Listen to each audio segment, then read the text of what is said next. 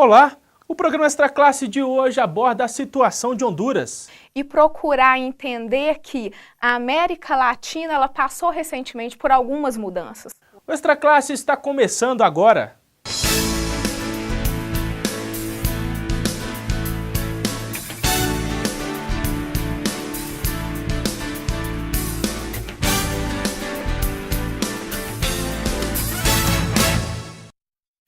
Honduras surpreendeu o mundo em 28 de junho deste ano com um golpe de Estado. O exército hondurenho invadiu a casa do presidente Manuel Zelaya e o levou preso até uma base aérea, de onde foi expatriado para a Costa Rica. No lugar dele assumiu o presidente da Câmara, Roberto Michellette, com o apoio de militares e de membros do Judiciário e do Congresso.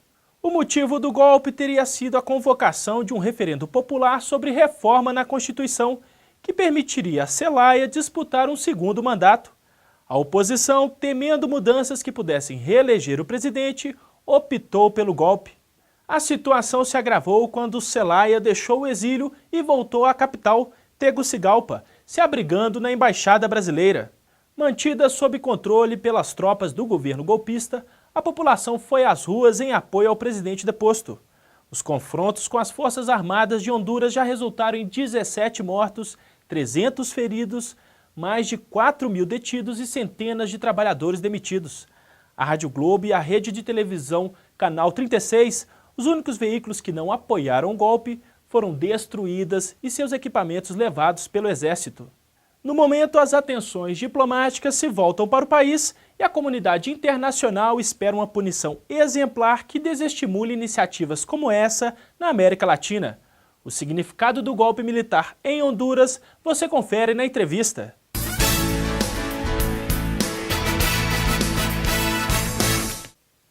Nossa entrevistada de hoje é Renata Peixoto de Oliveira, mestre e doutoranda em Ciência Política. Olá, Renata, tudo bem? Tudo bem, e você? Renata, Honduras é um país da América Central, situado entre a Guatemala e a Nicarágua. Esse golpe muda alguma coisa na geopolítica da região? Traz algum risco para as democracias das Américas? Olha, é claro que ter um golpe de Estado, né, na América Latina é algo preocupante e sinaliza, assim, é um momento em que o mundo para olhar o que está acontecendo e se pergunta a respeito do futuro da democracia na região.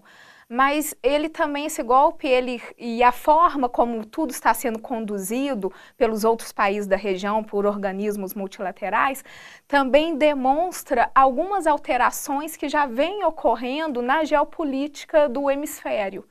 Então, de uma maneira geral, a gente tem que olhar para esse golpe em Honduras e procurar entender que a América Latina ela passou recentemente por algumas mudanças, por transformações importantes. O espectro político e ideológico, né, dos países da região, a cada eleição, foi se configurando ali uma onda de esquerda na região.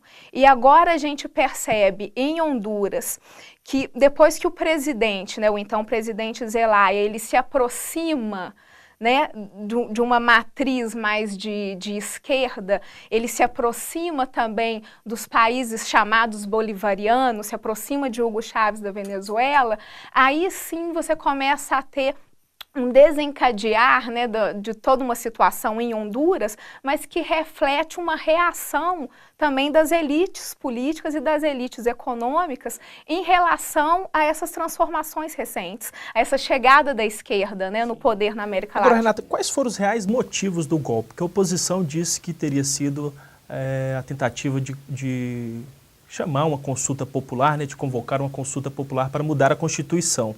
Mas o que está por trás disso aí? Olha, na realidade, né, aqueles que defendem a legitimidade, né, da deposição do Zelaya, eles vão olhar para a Constituição de Honduras e eles estão presos no seguinte dispositivo: não se pode alterar, né, aquela cláusula que proíbe o mecanismo de reeleição.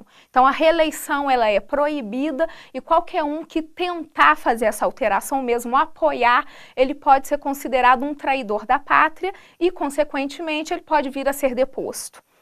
Agora, o que aconteceu, e aí, do outro lado, nós já temos o presidente Zelaya e, né, aqueles que dão apoio e configuram aquela situação como uma situação de golpe, o que aconteceu ali foi um golpe de Estado, eles vão olhar para esse mesmo mecanismo, né, vão olhar para a Constituição e vão perceber o seguinte: mas o que o Zelaya propôs ao convocar, ao pensar em chamar a população para deliberar sobre a política do país, não foi um mecanismo de reeleição.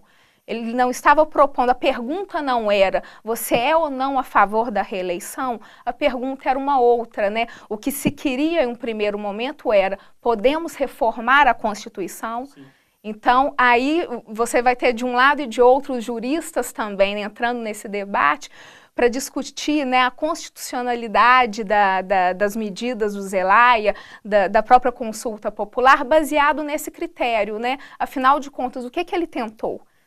Né, ele tentou simplesmente reformar a Constituição, e isso é legítimo, ou não, ele de fato ele queria mesmo era promover ali o mecanismo de reeleição, e isso é proibido pela Constituição. Renato, nós vamos assistir agora alguns depoimentos sobre a situação em Honduras. Honduras conviveu muito tempo com um alto grau de pobreza, um dos países mais pobres da América Latina, né? Mas eu acho que a mudança de posicionamento do Zelaya estando no poder, com uma preocupação maior pelas classes trabalhadoras, né, pelos setores mais desprotegidos, né, nunca tinha acontecido, né, de uma maneira tão ampla em Honduras, né. Então eu acho que isso foi um detonante, né, as elites observaram nisso um fator de instabilidade política, né, ou sociopolítica. A consulta à população seria no mesmo dia da eleição, ou seja, seria impossível que ele fosse reeleito por essa reforma constitucional. E, então, eu acho que a América Latina hoje vive um processo de ampliação das suas democracias, aprofundamento das suas democracias, e cada vez mais vai se fechando o cerco às elites que usam de métodos autoritários, golpistas e antidemocráticos para se sustentar no poder nesses países. Renata, um dos pontos mais debatidos em torno desse assunto foi a posição do Brasil. Como que você avalia essa posição do Brasil, essa postura do governo brasileiro diante dessa situação?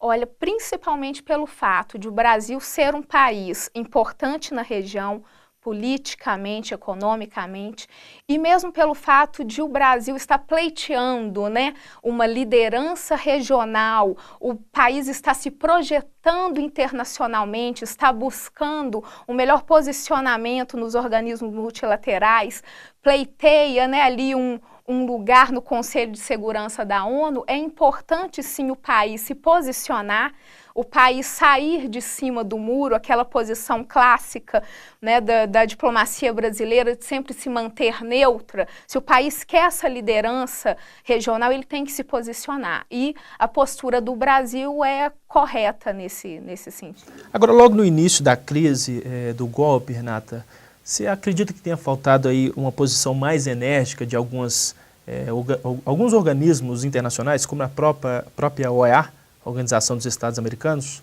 ou não? Você acredita que a comunidade internacional se posicionou de maneira firme logo no início do golpe? Olha, é claro que agora, né, nesse momento, a comunidade internacional e esses organismos e outros países, eles estão se posicionando de uma maneira firme, e inclusive esse posicionamento está fazendo com que os golpistas, né, que alguns preferem chamar de governo interino, eles estão voltando atrás, estão recuando no seu posicionamento em muitas das suas medidas. Talvez sim, essas organizações, os países da região, os Estados Unidos, talvez eles tenham demorado um pouco a sinalizar ali que atitude eles iriam tomar em relação ao que ocorreu. Mas o próprio acontecimento em si, ele era muito dúbio e ele dava margem para várias interpretações, né? Você perceber direito quais são as intenções do Zelaya e o que a oposição está querendo fazer, ou o que a oposição poderia fazer com o Zelaya ou fazer depois da oposição, né? Da deposição do Zelaya, era algo ainda, você está no meio daqueles acontecimentos, no olho do furacão, e é difícil você ter alguma previsibilidade.